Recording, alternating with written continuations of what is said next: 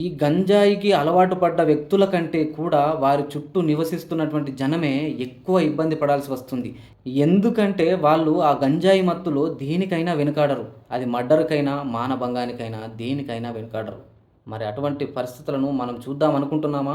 మరి ఇటువంటి పరిస్థితులు మనమున్న ప్రాంతంలోకి రాకుండా అడ్డుకోవాలంటే ప్రతి ఒక్కరు గూడా తన చుట్టుపక్కల ఏం జరుగుతుందో, ఏమైనా అనుమానాస్పదంగా జరిగితే వెంటనే పోలీస్ వారికి ఇన్ఫార్మ్ చేయాలి. అదే విధంగా ప్రతి ఒక్కరు బాధ్యత తీసుకొని ప్రతి ఒక్కరు ఒక పోలీస్‌లాగా తయారు కావాలి. నేను ప్రభుత్వ పెద్దలకు అదే విధంగా జిల్లా కలెక్టర్లందరికీ విజ్ఞప్తి చేస్తున్నాను.